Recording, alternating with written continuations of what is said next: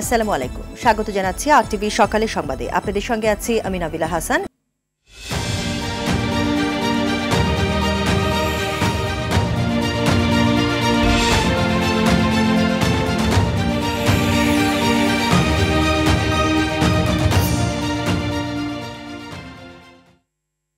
শুরুতে আইডিএলসি পরিবর্তনের পথে বাংলাদেশ। ইউরোপীয় ইউনিয়নের দেশগুলোর ভিসা সেন্টার দিল্লি থেকে ঢাকায় বা প্রতিবেশী দেশে স্থানান্তরের প্রধান উপদেষ্টার প্রস্তাবকে যুগান্তকারী সিদ্ধান্ত বলেছেন বিশেষজ্ঞরা। তারা বলছেন, ভারতমুখিতা পরিহার করে এমন পদক্ষেপে কমবে ভোগান্তি, বাড়বে রেমিটেন্স। আরও জানাচ্ছেন শাকিলা করিম। প্রচুর স্কলারশিপ, তুলনামূলক কম টিউশন ফি সুবিধা থাকায় উচ্চশিক্ষার জন্য বাংলাদেশি শিক্ষার্থীদের কাছে পছন্দের গন্তব্য ইউরোপের দেশগুলো। ইউরোপীয় ইউনিয়নভুক্ত বেশিরভাগ দেশের ভিসা সেন্টার দিল্লিতে 5 আগস্ট স্বৈরতন্ত্র পতনের মধ্য দিয়ে জাতীয় জীবনে মুক্তি মিললেও ভিসা দেয়া বন্ধ করে ভারত। ফলে হাজারো শিক্ষার্থীর ইউরোপে উচ্চশিক্ষার স্বপ্ন ধূলিসাৎ হওয়ার পথে।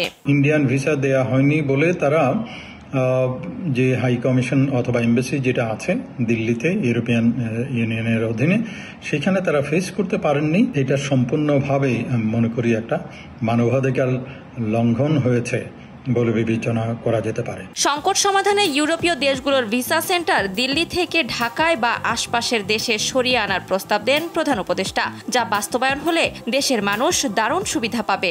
ডক্টর মোহাম্মদ ইউনূস যে বিষয়টা অবতারণা করেছেন, এটা অত্যন্ত গুরুত্বপূর্ণ। প্রথম কথা হলো, এটা মনে রাখতে হবে যে ইউরোপ, মিডল ইস্ট বা যে দেশগুলি আছে সব জায়গায় বাংলাদেশের যেই ডায়াসপোরা আছে, রাইট, সেটা সংখ্যা তো নেহাত কম না। এবং বাংলাদেশে 18 কোটি মানুষের একটা দেশ, এখান থেকে মাইগ্রেশন হবে, ইনওয়ার্ড আউটওয়ার্ড মাইগ্রেশন ঘটবে। ইউভুক্ত বেশিরভাগ দেশের এম্বাসি ভারতে হওয়ায় বাংলাদেশের শিক্ষার্থীদের সে দেশে গিয়ে ভিসা ইন্টারভিউ দিতে হয়। এতে অতিরিক্ত সময় ও অর্থ ব্যয় হয়। ঢাকায় ভিসা সেন্টার হলে শিক্ষার্থীদের পাশাপাশি উপকৃত হবে অন্যরাও। ভারতের হাই কমিশনের ক্ষেত্রে গিয়ে এতগুলি পাসপোর্ট বা যার অতীতে যত পাসপোর্ট আছে সব কিছু নিয়ে যে হাজির হতে হবে কেন? বর্তমানে তো আমরা দেখতেই পাচ্ছি যে কোনো অপ্রতিকূল পরিস্থিতি তৈরি হলেই আমাদের যারা ইউরোপে যাবেন বা ইউরোপ সংক্রান্ত যারা বাণিজ্য করেন, তাদের ভিসা প্রসেস বন্ধ হয়ে যাবে। সুতরাং এই শিক্ষাগুলি নেওয়া দরকার। ইউরোপে শ্রমিক যাওয়ার পথ সহজ হলে রেমিটেন্স প্রবাহ আরও বাড়বে বলছেন এই কূটনীতিক। যারা ভিসা প্রার্থী তাদের বড় উপকার হবে, যেহেতু ভারতে যাওয়া একটা হ্যাসেল। যদি বাংলাদেশে নিয়ে আসে তাহলে সবচেয়ে ভালো। আশেপাশের অন্য কোথাও সিঙ্গাপুর বা কোথাও নিয়ে গেল, যেখানে যে যাওয়া তো কঠিন না। বর্তমানে বিশ্বের 127টি দেশে 1,20,00,000 রেমিটেন্স যোদ্ধা কাজ করছেন। শাকিলা করিম, আরটিভি, ঢাকা। সীমান্ত পার হয়ে ভারতে ঢুকতেই পাসপোর্ট কেড়ে নিয়ে বাংলাদেশে হিন্দু নির্যাতনের মনগড়া কাহিনী বলাতে বাধ্য করছে ভারতীয় মিডিয়া। সম্প্রতি এমন অভিযোগ করেছেন ফরিদপুরের নীলটুলি এলাকার এক হিন্দু যুবকের পরিবারের সদস্যরা। তারা জানান, 5ই আগস্টের পর ফরিদপুরের সংখ্যালঘু নির্যাতনের কোনো ঘটনাই ঘটেনি। ফরিদপুর থেকে জাকির হোসেনের প্রতিবেদন জানাচ্ছেন সাইদ মাহমুদ। ফরিদপুর শহরের নীলটুলি এলাকার গিনি ভবনের বাসিন্দা শুভ্র কর্মকার গেল রোববার চিকিৎসার জন্য বেনাপোল পেট্রাপোল বর্ডার হয়ে ভারতে যান। সীমান্তের ওপারে ভারতীয় গণমাধ্যম এবিপি লাইভে তাকে বাংলাদেশে হিন্দু নির্যাতন নিয়ে কথা বলতে দেখা যায়। আগের থেকে অনেক খারাপ অবস্থা, হিন্দুদের উপর অনেক অত্যাচার, অবিচার। এ ঘটনা সামাজিক যোগাযোগ মাধ্যমে জানাজানি হবার পর স্থানীয় বাসিন্দা, এমনকি খোদ শুভ্র কর্মকারের পরিবার বিষয়টি নিয়ে মুখ খোলে। শুভ্রর বাবা স্বর্ণ ব্যবসায়ী সুনীল কর্মকার জানায়, ভারতে পাসপোর্ট আটকে শুভ্রর কাছ থেকে মিথ্যা সাক্ষাৎকার নেওয়া হয়েছে। বললো আমি যাওয়ার পরে আমার পাসপোর্টটা ওই পাশে হাতে নিছে, হাতে নিয়ে কইতেছে দেশের সম্বন্ধে কিছু বলো, এই কথা বলি তুমি বলো। সুনীল ও শুভ্রদের প্রতিবেশীরাও ফরিদপুরে দীর্ঘদিনের হিন্দু মুসলিম সম্প্রীতির কথা জানায়। জামাত ইসলাম বলেন, বিএনপি বলেন, শীর্ষ নেতৃত্বস্থানীয় নেতারা, আমাদের জুয়েলারি সমিতির সমস্ত সদস্যদের তাদের আহ্বানে আমরা আমাদের ডেকে নিয়ে আমাদের সঙ্গে তারা মত বিনিময় করেছে। হিন্দু মুসলিম এগুলি কোনো সময় ভেদাভেদ হয় না। জামাত ম্যাক্সিমাম বন্ধু বান্ধব মুসলিম সম্প্রদায়। দ্য ওয়াল নামে ভারতীয় আরেক টিভি চ্যানেলে সাক্ষাৎকার দিতে দেখা যায় ফরিদপুরের অমিয় সরকারকে।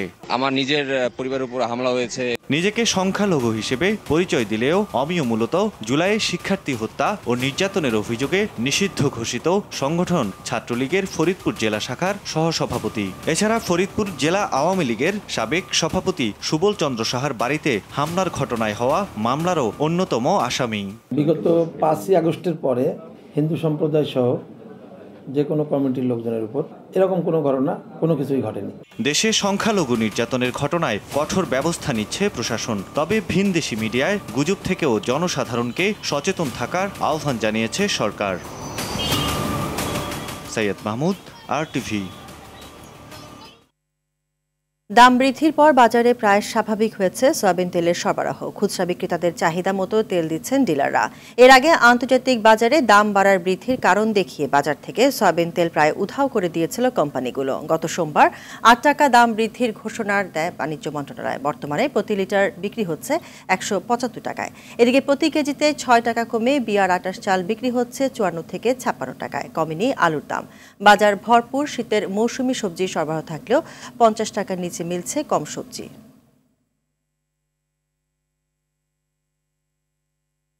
রাজধানীর কারওয়ান বাজারে আছেন সহকর্মী সেলিম মালিক। সেলিম, দাম বৃদ্ধির পর বোতলে সয়াবিন তেলের সরবরাহ কতটা স্বাভাবিক হয়েছে? নাবিল, একটা বিষয় জানি নাকি, সেটা হলো যে সয়াবিন তেলের দাম বৃদ্ধি নিয়ে এক ধরনের অনৈতিক কিন্তু খেলা খেলেছিল কোম্পানিগুলো। কারণ বিশ্ববাজারে দাম বাড়ছে এমন অজুহাতে কিন্তু দেশের বাজারে সয়াবিন তেলের সরবরাহ একদম কমে দিয়েছিল কোম্পানিগুলো। সে কারণে বাজার থেকে প্রায় উধাও হয়ে গেছিল সয়াবিন তেল। তবে গত সোমবার দাম বৃদ্ধির ঘোষণার পর কিন্তু বাজারে আমরা দেখতে পাচ্ছি যে মোটামুটি সরবরাহ কিন্তু এখনও স্বাভাবিক রয়েছে। আমি দেখতে পাচ্ছি যে এখনও সয়াবিন তেল কিন্তু আসছে এবং দামটা কি পরিস্থিতি আমি জানার চেষ্টা করবো ব্যবসায়ীর কাছ থেকে। আপনি বলবেন যে দাম বৃদ্ধি ঘোষণার পর কি পরিস্থিতি এখন?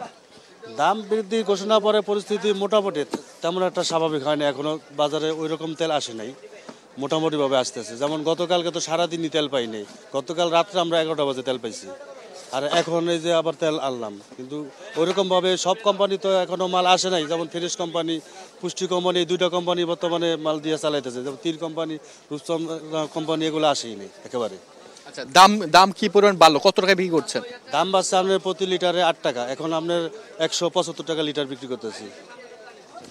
আর 5 লিটার সয়াবিন তেল, ওটা 5 লিটার হলে আমরা এখন আপনার গায়ে রেট দিচ্ছি 852 টাকা, আমরা 850 টাকা বিক্রি করতেছি। ধন্যবাদ। নাবিলা, এদিকে কিন্তু চালের দামটা কিন্তু কিছুটা বেড়েছে, যদিও নতুন বিয়ার 88 জাতের যে চালটি সেটি বাজারে আসার পর 6 টাকা কমে 54 থেকে 55 টাকায় বিক্রি হচ্ছে। তবে মিনিকেট চালের দাম কিন্তু আমরা দেখতে পাচ্ছি 3 টাকা বেড়েছে। আজকের বাজারে মিনিকেট চাল প্রতি কেজি 75 টাকা বিক্রি হচ্ছে এবং আপনার যেটি চিকন চাল সেটিও কিন্তু 80 টাকা কেজি দরে বিক্রি হচ্ছে।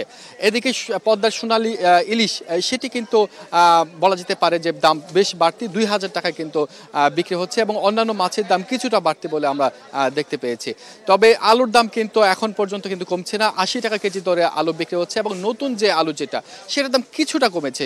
গত কিছুদিন আগে যে নতুন আলু বিক্রি হতো 80 টাকা, 85 টাকা বা 90 টাকায়, সেটি এই সপ্তাহে বিক্রি হচ্ছে 75 টাকায়। পেঁয়াজের দাম কিন্তু আগের বাড়তি দামে বিক্রি হচ্ছে। দেশি পেঁয়াজ যেটি সেটি 120 টাকা কেজি দরে বিক্রি হচ্ছে এবং ভারতীয় পেঁয়াজ 90 টাকা কেজি দরে বিক্রি হচ্ছে। এই মুহূর্তে কিন্তু ভরপুর রয়েছে, আমরা দেখতে পাচ্ছি যে শীতকালীন মৌসুমী সবজি। তবে 50 টাকার নিচে অর্থাৎ মানুষের যে ক্রয় সাধ্যের মধ্যে খুব বেশি একটা আসছে না, এখনো কিন্তু 50 টাকার উপরে বিক্রি হচ্ছে বেশিরভাগ সবজি। তো নাবিলা, এই ছিল আমার কাছে এই সপ্তাহের বাজার দরে হালচাল। ধন্যবাদ সেলিম আপনাকে। রাজধানী ঢাকা সহ সারা দেশে জেঁকে বসেছে শীত। কুয়াশার সঙ্গে ঠান্ডা বাতাস যেন শীতের তীব্রতা কয়েক গুণ বাড়িয়ে দিয়েছে।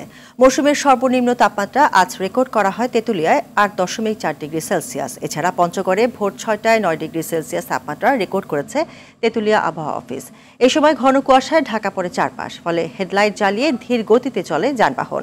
এদিকে মৃদু শৈত্যপ্রবাহে কাঁপছে চুয়াডাঙ্গার জনপদ। চুয়াডাঙ্গার সর্বনিম্ন তাপমাত্রা রেকর্ড করা হয়েছে 9.8 ডিগ্রি সেলসিয়াস। দিনাজপুর, কুড়িগ্রামের শীতে দুর্ভোগে আছেন খেটে খাওয়া ছিন্নমূল মানুষ। উত্তরের হিমেল বাতাসের কারণে দিনাজপুরের হিলিতেও বেড়েছে শীতের মাত্রা। টাঙ্গাইলে কুয়াশা ও ঠান্ডা বাতাসে চরম দুর্ভোগে পোহাতে হচ্ছে নদী তীরবর্তী চরাঞ্চলের মানুষদের। এদিকে ঘন কুয়াশার কারণে বৃহস্পতিবার রাত 2:30 থেকে পাটুরিয়া দৌলতদিয়া নৌপথে ফেরি চলাচল বন্ধ রেখেছে কর্তৃপক্ষ। এই বিষয়ে আরো জানাতে পঞ্চগড় থেকে সরাসরি যোগ দিচ্ছেন সহকর্মী হারুনুর রশিদ। হারুন, শীতে জনজীবনে কি প্রভাব পড়েছে জানাবেন?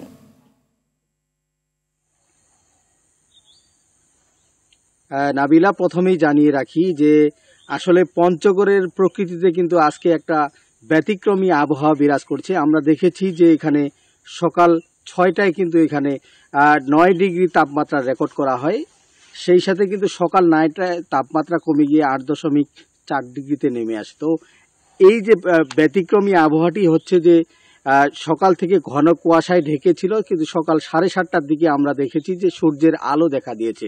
গত 3 দিন কিন্তু আমরা এভাবে সকালে সূর্যের আলো পাইনি। আজকে কিন্তু সকালে সূর্যের আলো দেখা দিয়েছে। বর্তমানে সূর্যের আলো দিয়েছে, কিন্তু রোদের আসলে তীব্রতা নেই। কারণটি হচ্ছে যে মানুষজন কিন্তু আসলে চেয়েছিল যে এখানে একটা সূর্যের আলো দিয়ে ছড়িয়ে যাক। তো এখন পর্যন্ত আমরা দেখছি যে সকাল থেকেই যখন 7:30টার পর সূর্য উঠে মানুষজন কিন্তু ঘর থেকে বেরিয়ে এসে কিন্তু বিভিন্ন জায়গায় কিন্তু রোদ পোহাতে শুরু করছেন। আরেকটি বিষয় আপনাকে জানিয়ে রাখি, কনকনে ঠান্ডা কিন্তু এখন পর্যন্ত রয়েছে। শীতের পোশাক ছাড়া কিন্তু আসলে পঞ্চগড়ের মানুষ এখন পর্যন্ত বের হতে পারছে না। তো পঞ্চগড়ের যে এই যে ব্যতিক্রমী আবহাওয়ায় এখন কিন্তু মানুষ এখানে জনজীবনে একটা নেতিবাচক প্রভাব পড়ছে। কারণটি হলো যে হাসপাতাল থেকে শুরু করে কৃষিতে থেকে শুরু করে একটা আমরা নেতিবাচক প্রভাব লক্ষ্য করেছি। আজকে কিন্তু সকালে কিন্তু মানুষজন আসলে ঘর থেকে অনেক বেশি বেরিয়ে এসেছে। তো এখন পর্যন্ত সূর্যের আলো দেখা দিয়েছে, তবে কনকনে শীত কিন্তু বিরাজ করছে পঞ্চগড় জেলায়। নাবিলা, এই ছিল আমার কাছে পঞ্চগড় থেকে শীতের সর্বশেষ পরিস্থিতি। নাবিলা, ধন্যবাদ হারুন আপনাকে। স্বাধীনতার তৃষ্ণা মেটাতে পাকিস্তান থেকে পালিয়ে শত্রুর শেষ ঘাঁটি নিশ্চিহ্ন করতে গিয়ে গুলি লাগে কপালে। 14 ডিসেম্বর 22 বছর বয়সে জীবন দেন ক্যাপ্টেন মহিউদ্দিন জাহাঙ্গীর। স্বাধীনতার স্বাদ গ্রহণ করতে পারেননি দেশপ্রেমিক এই যোদ্ধা। দেশ স্বাধীনের 54 বছরেও করা হয়নি যথাযথ মূল্যায়ন। ভালো নেই বীরশ্রেষ্ঠের পরিবার। মাইদুর রহমান রুবেল জানাচ্ছেন এই বীরের পরিবারের খবর সহযোগিতা করেছেন বরিশাল প্রতিনিধি আলী জসিম। 1966 সালে আইএসপি পাশ করার পর চোখের সমস্যার কারণে বিমান বাহিনীতে যোগদানে ব্যর্থ হয়ে পরের বছর ঢাকা বিশ্ববিদ্যালয়ে অধ্যয়নরত অবস্থাতেই পাকিস্তান সেনাবাহিনীতে যোগ দিয়ে কমিশন লাভ করেন জাহাঙ্গীর। 1971-এর 25 মার্চ রাতে মাতৃভূমিতে গণহত্যার খবর শুনে পালিয়ে দেশে ফিরে দুর্গম এলাকায় সাহসী অভিযানে যুক্ত হন তিনি। 7 নম্বর সেক্টরে কাজ করার সুবাদে চাঁপাই নবাবগঞ্জ দখলের নেশা যখন মনে, 14 ডিসেম্বর হানাদার বাহিনীর সাথে তুমুল যুদ্ধে 4টির মধ্যে 3টি বাংকার ধ্বংস করেন তিনি। বাকি বাংকারটি ধ্বংসের লক্ষ্যে গ্রেনেড নিক্ষেপ করার সাথে সাথে হানাদারদের ছোড়া বুলেটে এফুর উফুর হয়ে যায় এই বীর যোদ্ধার কপাল। স্বাধীনতার উষালগ্নে বিজয় সুনিশ্চিত করেই শহীদ হয়েছিলেন মহিউদ্দিন জাহাঙ্গীর। মুক্তিযুদ্ধে অসামান্য অবদান রাখলেও স্বাধীনতার 49 বছরেও তার পরিবারের দিকে সুনজরে তাকায়নি মুক্তিযুদ্ধকে ব্যবহার করে সুবিধা নেয়া পতিত স্বৈরশাসক। সংস্কারের অভাবে ধ্বংসের দ্বারপ্রান্তে এই বীর যোদ্ধার বসত ভিটা। নদী ভাঙনে হুমকিতে শেষ স্মৃতিচিহ্নটুকু। এখন জাদুঘরটি বন্ধ অবস্থায় আছে, লোকজন আসে এরকম চলে যায়, তো এটা তো আমাদের খুব কষ্ট লাগতেছে দিলে, এবং এটা আমাদের ফ্যামিলির একটা অবমূল্যায়ন করা হয়। বিশ্বশ্রেষ্ঠ ক্যাপ্টেন মহিউদ্দিন জাহাঙ্গীরের নামটাকে অবমূল্যায়ন করা হয়। সরকারের তরফ থেকে কোনো ধরনের কোনো সহযোগিতা, কোনো সাহায্য, কোনো কিছুই এখানে করা হয় নাই। 15 বছর আওয়ামী লীগ সরকার মুক্তিযুদ্ধের সরকার বলে দাবি করত, যে সরকার এই জাদুঘরের জন্য কিছুই করে নাই। সন্ধ্যা নদীর ভাঙন থেকে বীরশ্রেষ্ঠ মহিউদ্দিন জাহাঙ্গীরের স্মৃতি জাদুঘর, বিদ্যালয়, কলেজ রক্ষার দাবি স্থানীয়দের। স্বাধীন দেশের সরকাররা ওনার জন্য কি মূল্যায়নটা করছে? বাড়ির কাছে সন্ধ্যা নদী তো ওনার জায়গা জমি বাপদাদার সব ভেঙে নিয়ে গেছে। কিছুদিন পর বোধ এটাও ভেঙে যাবে। সবারই মোটামুটি অনেক কিছু আছে, কিন্তু বিশিষ্ট ক্যাপ্টেন মহিউদ্দিন জাহাঙ্গীরের পরিবারের তেমন কিছু নাই। এই অবস্থায় তারা আছে আর কি। সরকারের তেমন কোনো বরাদ্দ আমরা এখানে পাচ্ছি না। এই বরাদ্দগুলো যদি অত্র কলেজের জন্য হয় তাহলে আমাদের সকল সমস্যা দূরীকরণ হবে। জাতীয় দিবস ছাড়া কেউ খোঁজ নেয় না তাদের পরিবারের। মুক্তিযোদ্ধা কোঠায় চাকরিও হয়নি পরিবারের কারো। অতৃপ্তি নিয়ে পরপারের যাত্রী হয়েছেন এই বীরের বাবা মা। মাইদুর রহমান রুবেল, আরটিভি, ঢাকা। বাংলাদেশের ইতিহাসে গৌরবোজ্জ্বল অধ্যায় 71-এর মহান মুক্তিযুদ্ধ। লাখো যোদ্ধার বীরত্বে জন্ম হয়েছে স্বাধীন সার্বভৌম এই দেশের। 53 বছর পরে আবারও তরুণদের বীরত্বে মুক্ত হলো বাংলাদেশ। যাদের আত্মত্যাগ আর বীরত্বে মুক্তির স্বাদ পেল দেশের মানুষ, তাদেরই একজনের যুদ্ধ জয়ের গল্প শোনাবো এবারের পর্বে। চুয়াডাঙ্গা প্রতিনিধি জহির রায়হান সোহাগের তথ্যচিত্র থাকছে 24 জুলাই বিপ্লবে আহত মোফাইল হোসেনের গল্প।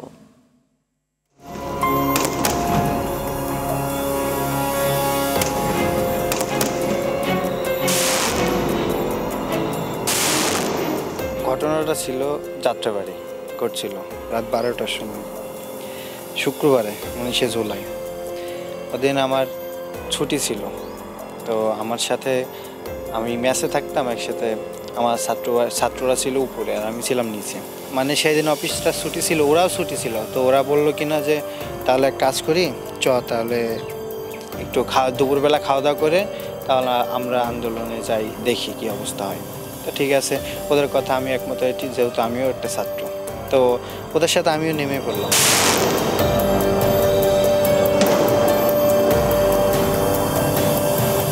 একের পর এক মানে পুলিশের সাথে ধাওয়া পাল্টা হতেই আছে। তো হওয়ার পরে মানে তারপরেও আমরা ওখান থেকে ছেড়ে আসি নাই, একের পর এক ধাওয়া পাল্টা করতেই আছে, আন্দোলন করতেই আছে, পুলিশ স্যালেন্ডার করে না। তো তারপরেও আমরা ওখান থেকে নড়ি নাই, নড়ার একের পর এক ধাওয়া পাল্টা হয়, তারপরে অনেকগুলো আহত হয়, 2 থেকে 3টা মানে লাশ পড়ে যায়। তখনও পুলিশ একের পর এক গুলি চালাতেই থাকে, চালানোর পরে তারপরেও আমরা আন্দোলন ছাড়ি নাই। তারপরে পুলিশের গুলি খাইতে খাইতে একের পর এক ধাওয়া পাল্টা হতেই আছে, একবার ওরা আগায় আমরা আগাই। তো যখন ঠিক রাত 12টা বাজে তখন পুলিশের গুলিতে আমি আহত হয়ে পড়ি।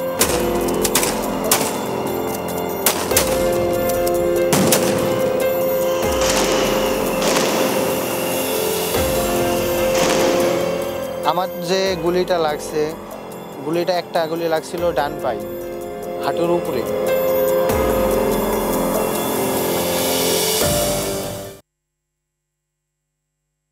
দেশ স্বৈরাচার মুক্ত হওয়ার 4 মাস পরেও বিছানায় শুয়ে যন্ত্রণায় কাতরাচ্ছেন সিলেটের রাশেদ। 5 আগস্ট দেশ স্বাধীনের বিজয়ের মিছিলে পুলিশ ও ছাত্রলীগ উপর্যুপরি গুলি চালালে রাশেদ গুরুতর আহত হয়।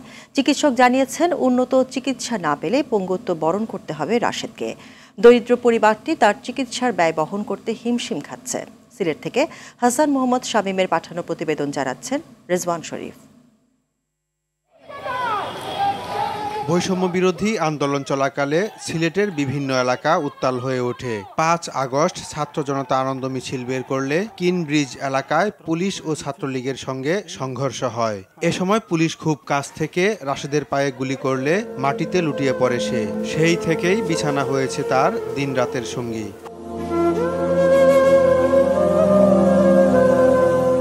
সিলেট নগরীর কাজীর বাজার এলাকায় গরুর হাট সংলগ্ন এ বস্তি ঘরেই দিনরাত কাটছে রাশেদের। 4 সদস্যের দরিদ্র পরিবারটির ঠাঁই মিলেছে এ ভাড়া ঘরেই। অভাবের সংসারে হাল ধরেছিল পরিবহন শ্রমিক রাশেদ, কিন্তু ঘাতক বুলেট তার পায়ের সঙ্গে কেড়ে নিয়েছে পরিবারের আনন্দ উচ্ছ্বাস। 5 তারিখ বিজয় মিছিল নিয়ে গেছি, হুট করে সাইড মুখার দিকে গোলাগুলি 3:30টার সময়। আস্তা কইর তো গোলাগুলি এখানে, এখন তো গুলি করার কথা কোন কথা না। তুমসে পুলিশে গুলি করে, আওয়ামী লীগের ফ্যানতে গুলি করে, সাইলুমকায় গুলি করে, এলো পাতারি গুলি চলছে। এর মাঝে আমার উড়তাই একটা আছে গুলি। ও 7 তারিখ 2 বাজে দৌড়াইছে, ওরে দৌড়াইছে, গুলি হয়েছে, পুলিশে এটাইছে, ছাত্র লগে আছে আওয়ামী লীগের। এর বাদে তোমার জমি জানেন গালি দৌড়াইছে, জামতলা বাজে দৌড়াইছে।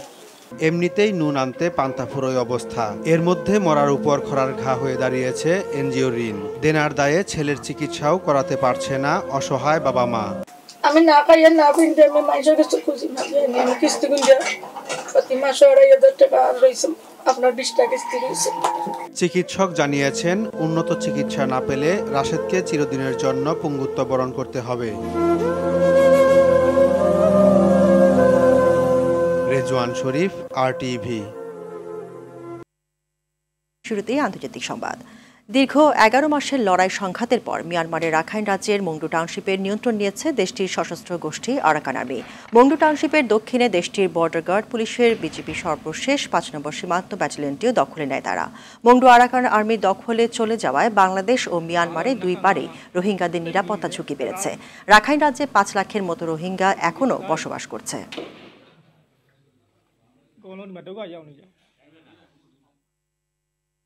যুক্তরাষ্ট্রের নবনির্বাচিত প্রেসিডেন্ট ডোনাল্ড ট্রাম্প অবৈধ অভিবাসীদের বিতাড়নের সর্বোচ্চ প্রচেষ্টায় সেনাবাহিনীকে কাজে লাগানোর অঙ্গীকার করেছেন। টাইম ম্যাগাজিনকে দেওয়া এক সাক্ষাৎকারে তিনি জানান, দেশের আইনের সর্বোচ্চ সীমা পর্যন্ত তিনি সেনাবাহিনীকে কাজে লাগাবেন। সাধারণত অভ্যন্তরীণ আইন প্রয়োগে সেনাবাহিনীর ব্যবহার সীমিত রাখার জন্য একটি মার্কিন আইন রয়েছে, কিন্তু ট্রাম্প অবৈধ অভিবাসনকে তাদের দেশের প্রতি আক্রমণ হিসেবে দেখছেন। ফিলিস্তিনের গাজা উপত্যকায় ইসরায়েলি বাহিনীর হামলায় গেল 24 ঘণ্টায় অন্তত ৭১ জন ফিলিস্তিনি নিহত হয়েছে, আহত হয়েছে আরও অনেকেই। এক প্রতিবেদনে এ তথ্য জানায় কাতার ভিত্তিক সংবাদ মাধ্যম আল জাজিরা। প্রতিবেদনে বলা হয়েছে, সবচেয়ে ভয়ঙ্কর হামলা হয়েছে নুসরাত শরণার্থী শিবিরে। সবশেষ খবর পাওয়া পর্যন্ত নিহত হয়েছে ৩৩ জন, যাদের বেশিরভাগই শিশু ও নারী। মৃতের সংখ্যা আরও বাড়তে পারে বলে শঙ্কা করছে কর্তৃপক্ষ।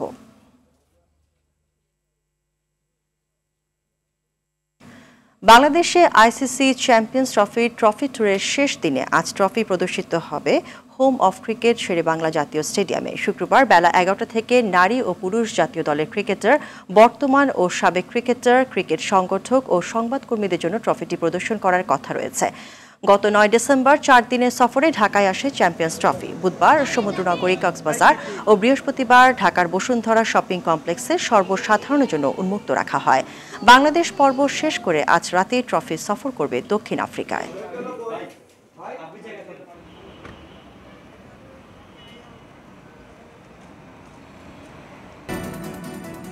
সকালের সংবাদ এ পর্যন্তই। মধ্যাহ্নের সংবাদ দুপুর ১২টায় দেখার আমন্ত্রণ রইল। ধন্যবাদ সবাইকে।